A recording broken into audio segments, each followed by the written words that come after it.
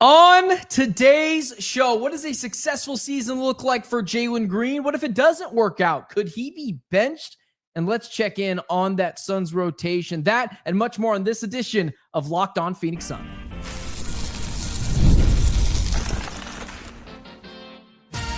You are Locked On Suns, your daily Phoenix Suns podcast. Part of the Locked On Podcast Network, your team every day. Welcome back into Locked On Phoenix Suns. My name is Benjamin Garcia, host of the Ben Garcia Show mornings on YouTube and a credentialed Arizona sports media member. Thanks for making Locked On Suns your first listen here on this beautiful Tuesday. Don't forget Locked On Suns is free and available on all platforms, including YouTube. So click that follow or subscribe button to do what thousands, dare I say, millions of Suns fans have already done. Become an everydayer and get locked onto the Phoenix Suns right here each and every day. Today's episode is brought to you by Monarch Money. Take control of your finances with Monarch Money today. Use code LOCKEDONNBA at monarchmoney.com for 50% off your first year. It's not a Sunday night. It is actually a more, because we usually film these things like the night before they get released. It is actually a John Voita Monday. Managing editor of Bright Side of the Sun and host of the Suns Jam Session podcast, John Voita. What's up, man? Both fresh off some vacations. Is that your last one of the year? I know you take like 5. No, yeah, right. This is the first one I've taken since 2019, Ben. And I got to tell you, like we're recording this, it's September 1st. We made it. We made it to the Burrs. Like, when you're driving back, like I went to San Diego for a few days. You're driving back and it's that 5-hour drive and you hit the Phoenix city limits and you're not home yet, but you feel like you're almost there. That's what today is. September 1st, we're in the Burrs. So October, November, December, all those great months are upcoming. We're a month away from Media Day, which is kind of like the first day of school again for us media members. We're a month away from training camp. We're a month away from the preseason. We're a month and a half away from the start of the NBA season. So it's like driving home. We just hit the city limits. And while nothing started yet, everything's starting to become familiar again. And I'm amped and I'm jazzed that we're finally at this point because it's been a long summer, Ben. I don't know about you. It's been a long summer. I got to be honest with you. When it comes to the Phoenix Suns, they've been pretty good up until about 3 weeks ago about giving us content. Granted, on this show, you're always going to, like on this show, you are going to get the most dialed in stuff. So we've been able to make some stories out of nothing, but we're into it now. It is full preview preseason mode. List season is upon us in the NBA. You just came back from your vacation. You were in San Diego. It's next door neighbor. I was in Carlsbad. Wife freaked out a couple of times because I'm reckless in the ocean, right? Like I'm going right in. These waves are pretty massive. I can't lie. I got thrashed around a couple of times, but it's a good time. I got some more sun. I actually look my ethnicity now, which is Hispanic Spanish. So I don't look too white right now. We got that tint going. Can't say the same for you. So white. I'm still so pale.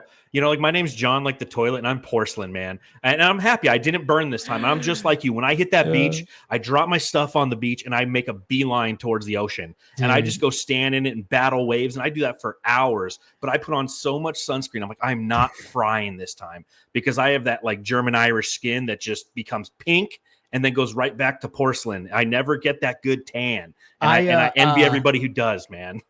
I have no issues getting tan. I tell my wife this too, and her family, who's all white people, but I actively hide from the sun because I get these little spots on my face that like can cause skin cancer and all this. Anyways, whatever. We're done. The vacation talk is over. Let's go into this.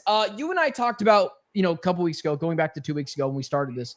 What does a good season look like for insert name or coach here? We talked about Jordan Ott, and you and I landed both on culture. Everything else is secondary, but we got into some other stuff there too. I created a playlist. People could go listen to that. This is something that your place, Bright Side of the Sun, has actually been doing. And here we go, lining up with Jalen Green.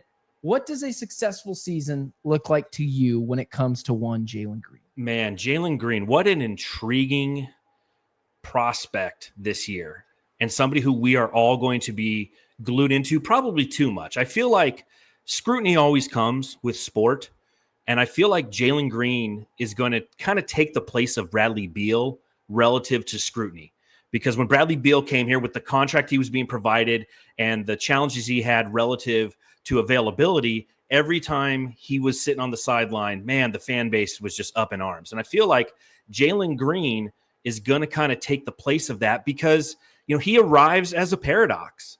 He was drafted second overall in 2021, and he has all this untapped potential and the weight of unmet expectations with Houston.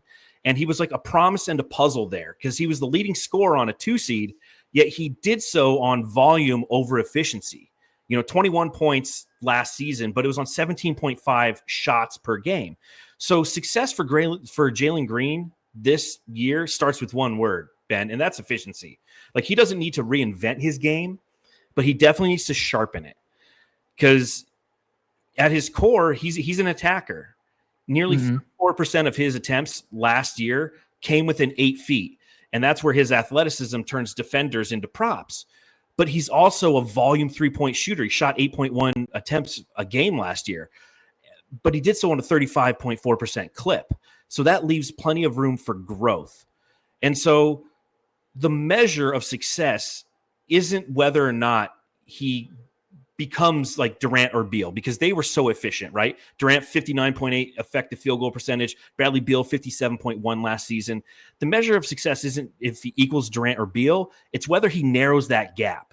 If he can inch towards their efficiency while maintaining his explosiveness, and then the Suns will have something real. Because with him, it's less about whether he can score, which he can, but more about how much his scoring is going to cost the team. It's actually really interesting. I'll hit on some of the defensive stuff here in just a second, because I think you hit it on the head a lot with Jalen Green.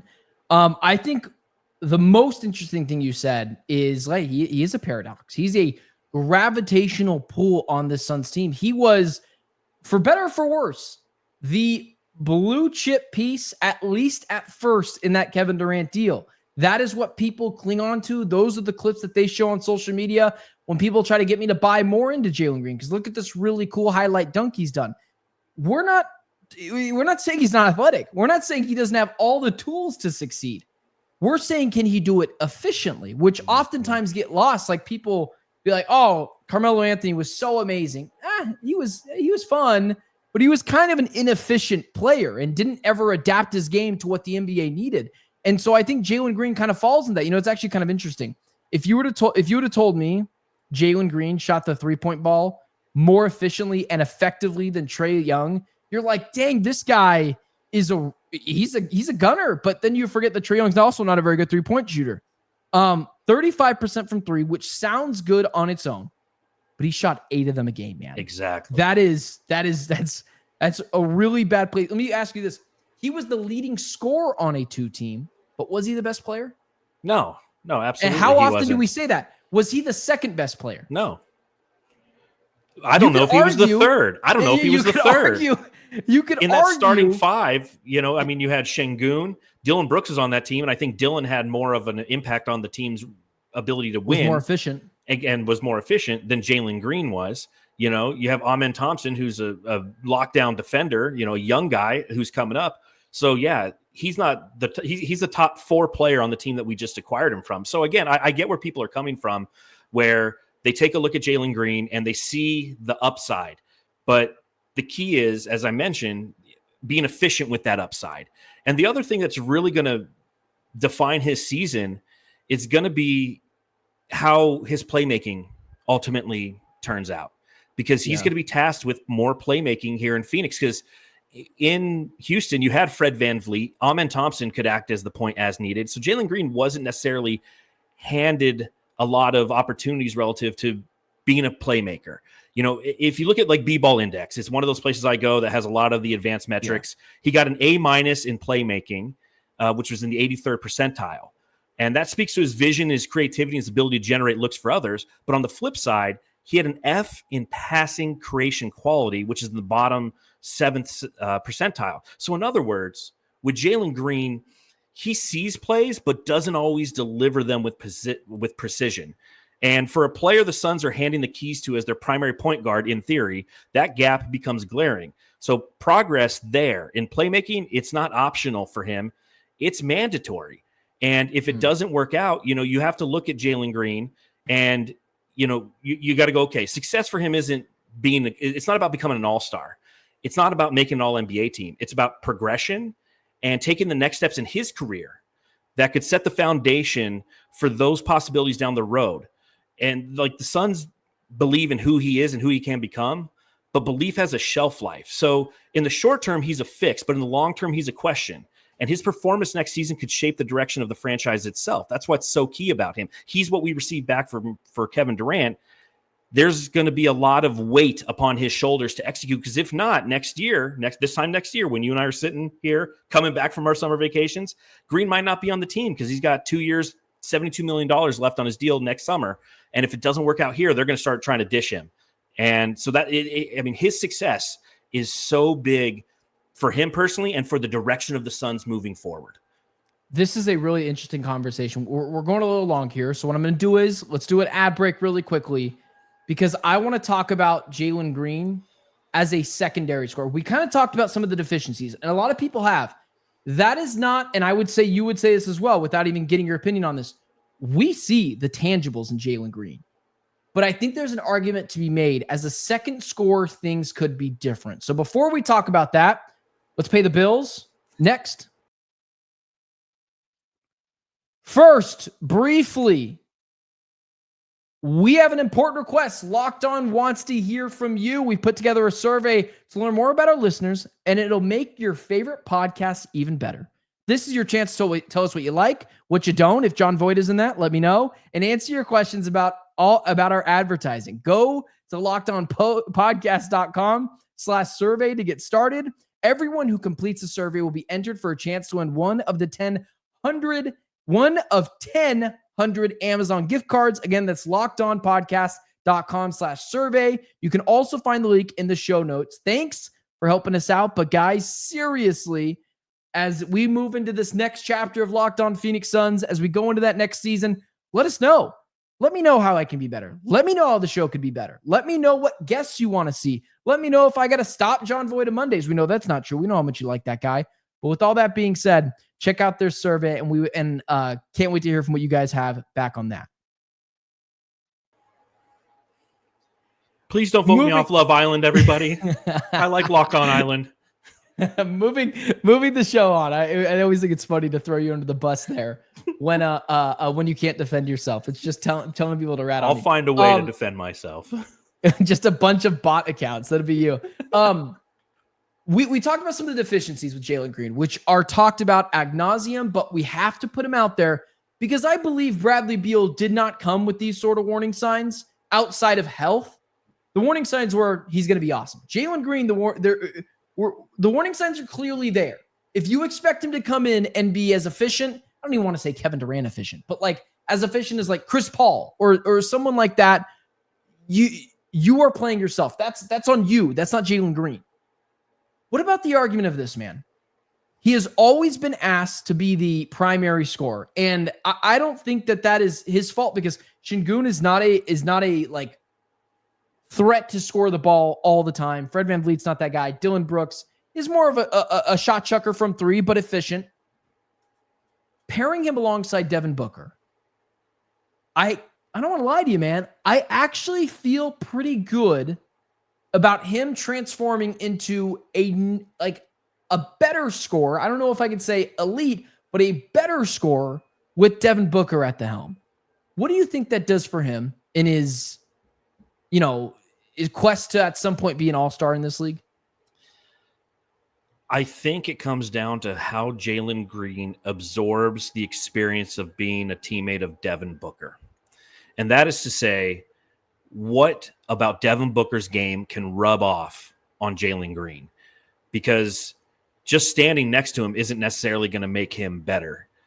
His efficiency. So I was looking at numbers. He's as efficient as like Kelly Oubre was. Yeah. And Kelly Oubre was the number two. But he's also like $130 million more expensive. Well, that's exactly. Why we like Kelly Oubre. Well, exactly. And again, those were the warning signs with Bradley Beal. Bradley Beal was expensive and duplicative of Devin Booker. Jalen Green's duplicative of Devin Booker again. Like, we're in the same situation. Doesn't cost nearly as much. There's not a no trade clause attached to his contract, thank God. But we're kind of in that same scenario where we were 2 summers ago when we were sitting here going, how is this going to work? How's Devin Booker and Bradley Beal going to work in a backcourt? And the same question exists with Jalen Green. Now, the advantage of Jalen Green is he plays a ton. He's young, he's athletic, he's not broken down like Bradley Beal was.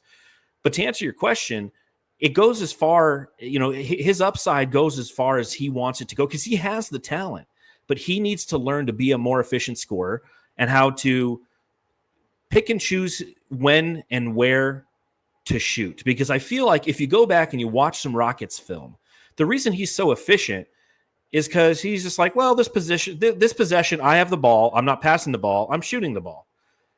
And if the Suns want to change direction and they want to start to build this out foundationally, and again, we talked about this on the last episode about the schematics of Jordan Ott. We don't know what those are as of yet. But possessions like that can't exist. The ball needs to pop and move in this offense for everybody to have an opportunity to be successful and to get as wide open looks as possible. And Jalen Green, with his athleticism, is somebody who can take advantage of that. If he is open in the corner and you have somebody closing out quick on him, he can pump fake and go right by him. Next thing you know, it's an easy two. So I just think that this is what happens with Jalen Green comes down to a lot of how he processes being a teammate of Devin Booker. And on the flip side, this is going to be an opportunity for Devin Booker to showcase his leadership and take somebody who is 6 years younger than him and mentor this young prospect with so much talent and try to make him a better player. So it's all interconnected. It's intertwined. Do you know one thing? So I agree with a lot of that stuff. I think if Jalen Green is getting more open looks, which I believe he will on this team because of Devin Booker, naturally, I mean, he's not Deion Waiters or J.R. Smith, right? He should be better with the hand not in his face. Is that going to change him from a 35% three-point shooter to 41%? Like that's a little far-fetched. But can he be 35% and shoot 6 of them a night? Like those kind of things that would change this team. So what about this? Bradley Beal was a net negative defender, but not only was he a net negative defender, he was made of glass. Before we get into the conversation of like, what if it doesn't work? Could you ever bench Jalen Green? I do think I see a world where Jalen Green could actually be a plus defender in this league. He's not a small player. He's kind of lengthy for a small guy. And because of it, because of his athleticism, him moving laterally, maybe not a plus defender.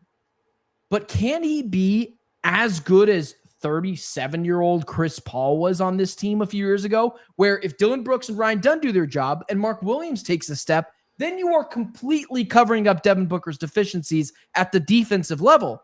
And so then Devin Booker can then take his defense to a, again, not a net negative, but to a just regular defensive guy. Can you do that if you're Jalen Green? I think he can, man. But what do you think? No, I think you're approaching this from the right train of thought. And you have to separate the Bradley Beal experience from a defensive standpoint from anything prior to that, because we were not a defensive team the 2 years he was here. The years where Chris Paul was here, yes, you had Mikal Bridges, you had Jay Crowder, you had DeAndre Ayton, you had a back line of defense that allowed both Devin Booker and Chris Paul to gamble more on the defensive end.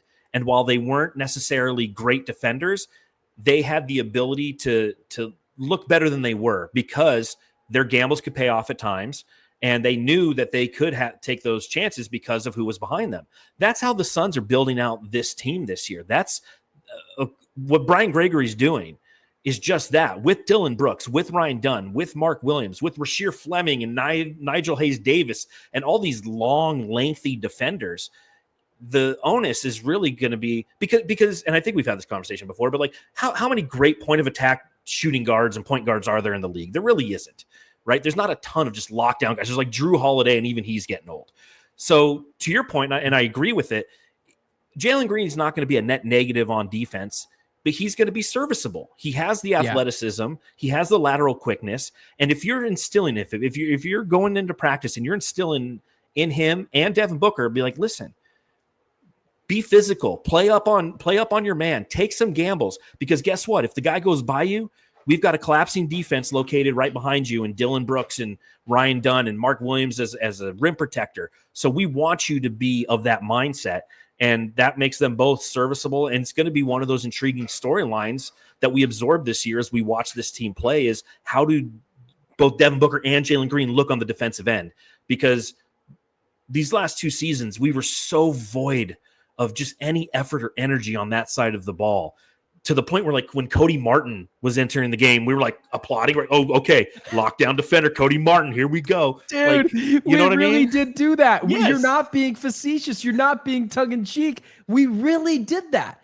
I remember sitting next to you, we were like, yeah, kind of like this Cody Martin kid. Cody. He kind of plays a little bit of intensity, and by the end of the year, Should we were like, bring him back? Price for yeah, value paid? exactly. I don't know. We're like, why? Well, why not? I mean, is the second apron that bad?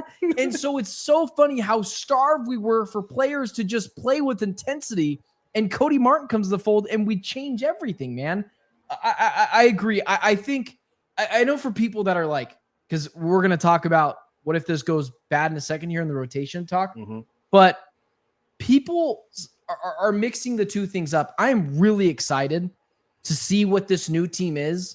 And I do see what other people see. And like, Jalen Green could be awesome. I'm just being way more hesitant about it this time because there are clear flashing warning signs about Jalen Green's play on the court efficiency-wise. Yes. When it comes to Bradley Beal, it was more so about health. So, hey, let's talk about if this experiment doesn't go well, could he be moved to the bench? Could we do what we did with Bradley Beal? And also, like, let's take a look at that rotation. What does it look like? 6, 7, 8 guys deep. So let's do that and much more next. First, today's show is brought to you by my friends at the FanDuel Sportsbook. The NFL season is almost here. By the time I'm recording this, the Thursday night game will be on. So the NFL season is almost here, and FanDuel is making sure you're ready to kick off with a can't miss offer. Right now, new customers can bet just $5, and if your bet wins, this is insane. You'll get $300 in bonus bets to use across the app. What I love about using the FanDuel Sportsbook is things change immediately. You're getting the, whatever the most updated line is. But I am when it comes to betting, I am a lines kind of guy. I'm not a big money line kind of guy. So, hey, listen, if you're looking to spend that $5 bet and you're like, I kind of want to play it a little risky. So let's go here. The Arizona Cardinals are 6.5 point favorites against the Saints on the road in their first game of the year in that 10 a.m. early window. I think the Cardinals win that game, but we're not picking money lines here. I actually do think the Saints are probably going to cover 6.5. That's a lot of points. That's a full touchdown and a half favorite for the Arizona Cardinals. But hey, if you're looking for something easy, what about the Philadelphia Eagles? They're playing a team that just traded away their best player at home, celebrating the Super Bowl. You can just put $5 on them and a -400 money line and win your money back like that potentially. So, are you ready to play? Download the FanDuel app now by visiting FanDuel.com to get started. That's FanDuel.com to place your first $5 bet. Cardinals 10.5 points, man. 6.5 points is a lot, and for a team, but it's the Saints, this is not locked on, dude. Listen, this is not locked on Cardinals. But man, the Saints team, garbage. They're not great. They're not great, but we have to see what the Cardinals can do. And also, Spencer Rattler, man, the kid who I live right next to where he went to high school. That kid's horrible. We're moving on. We're moving on. on. We'll save this for another day. Spencer Rattler. We'll move. I'll just have to have you as a guest on Locked On Cardinals Squad Show one of these days. Yeah, I'll just talk bets. Yeah, exactly. I guess I should have went to an NBA line. What about this, man? 31.5. What if it doesn't work out? Can you send Jalen Green to the bench? Oh man, I think about this all the time. So it absolutely could happen. 100%. It's some of the same issues. A lot of people, again, like I'm getting ready to write an article for Bright Side of the Sun because I just posted, speaking of FanDuel odds, I just posted a piece that talks about all the different odds for the Phoenix Suns this upcoming season. Like, they're plus, they're 500 to 1 favorites to win a championship and 350 to 1 to make it to the finals. And in the comments on those articles, people are like, oh, this team's going to win 15 to 20 games. I'm like, dude, you got so I'm going to write a piece on like how hard it is to only win that amount of games. But that being said, we're at that point right now where you and I are here, we're discussing different things that, what to look for this season, the things that excite us.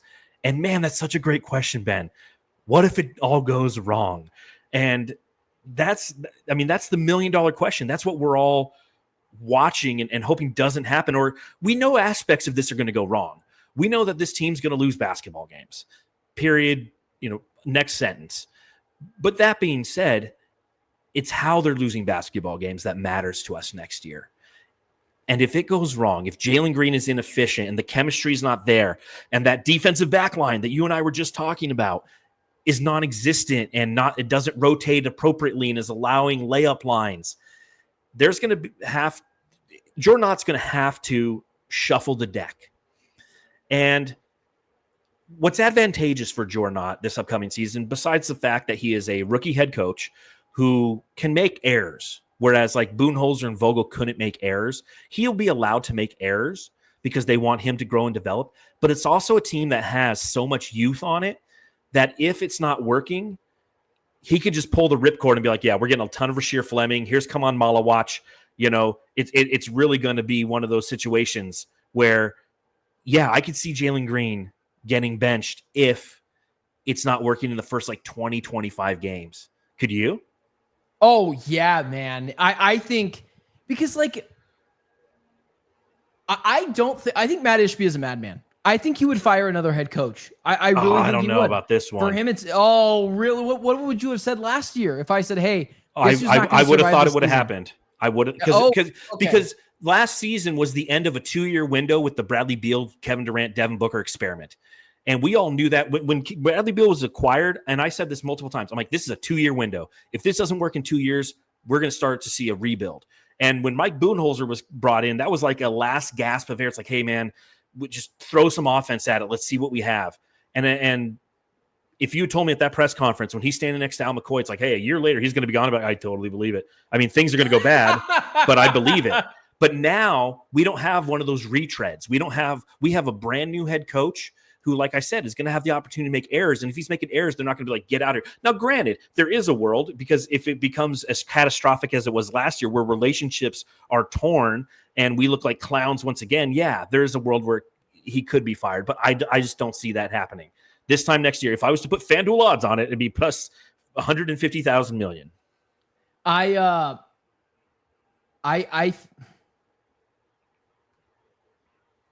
think it's going to happen. I don't want to be seen as a pessimist, but at the same time, I want to give you my honest opinion. Do you want me to lie to you, Suns fans? Do you want me to lie?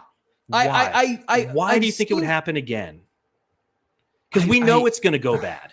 I'm sorry. I want to make we're on the same page. I think Jalen Green is going to get benched. Oh, I thought you were saying Jordan Ott was going to be fired. I don't think Ott gets fired. I was like, sorry. There's no way. Sorry. I don't think so, but I think it could happen. I agree. There's a world where Green could be benched because Ott's going to be trying different things with the rotation. It's like, all right, giving Colin Gillespie some run next to Devin Booker, just like Bradley Beal last year, right? Where Bradley Beal in January, Mike Budenholzer was like, well, he's more effective coming off the bench, which is something I thought was the right move at the time. I could see that with Green at some point.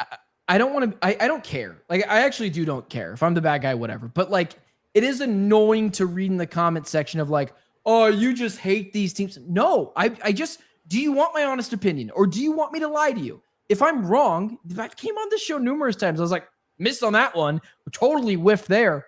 But I'm not saying it's super likely. If I'm putting like percentages, I'd say 55-45. It doesn't work to it works, because the warning signs are clearly there. Jalen Green, it's year 5 for him this year, right? Year 5 for him this year. He's been an inefficient player. I like and you know what's crazy is I think he could potentially work off the bench. Maybe he's just supercharged Malik Monk. Maybe where all he has to do is score and maybe he doesn't have to worry about defending, and he goes with those players and it works out in the second unit. But he's a little bit. He's a facsimile of Devin Booker in some ways. And neither of them can shoot the 3-point ball, but Devin Booker is infinitely more efficient in literally everything else, even getting to the cup. Jalen Green's not super efficient doing that. So I believe, I'm excited because I think there's a world where it could happen, but 45% it works, 55% he's on the bench come January. That's where I would go. So which is more likely to happen? Jalen Green being benched or Jalen Green being traded in February? Benched.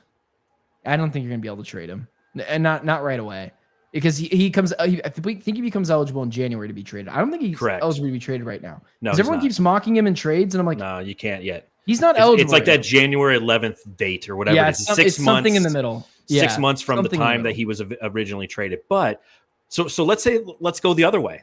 Let's say he's lighting it up. Let's say he's showcasing that you're like, wow, this is working. Would you trade him? Get his.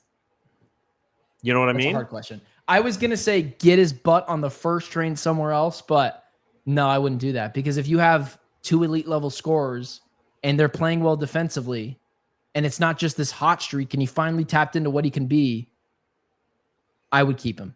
I'd keep him. I would too. I think you'd have to, because then you have a young player who's playing really well. So I'm happy I thought about that before I just said it, but it's interesting, man. Jalen Green is going to have some of the same things with Bradley Beal, but I think he cares more. And I think the fans are going to resonate with that a little bit more. And he's healthy. Like, Jalen Green doesn't miss games, 67, 76, 82, 82. So he's an Iron Man. He hasn't missed a game in 2 years. If he's injured, it's a statistical anomaly. It's not him. So with that being said, man, I'm excited. Sorry, you're going to add something before we do. Well, I was just going to say, with Jalen Green, if he develops this season, the Suns have a building block. And if he doesn't, they have a crossroads again. And that's why he's such a fascinating topic in the realm of the Phoenix Suns this season. Thanks for making Locked On Phoenix Suns here your first listen on this Monday night, Tuesday morning. So it's a John Voita Monday/Tuesday today. He'll be back with us next Sunday after, after we watch some football as well. We'll probably get some stuff later on in the day, maybe in between that 6 o'clock game and that 4 o'clock game. We'll shoot something, but it's going to be a busy week, and the NBA is starting to ramp up just a little bit. So for my guy, John Voita, myself, Benjamin Garcia, everyone in the chat, it's been Locked On Phoenix Suns. Thanks so much for listening, guys.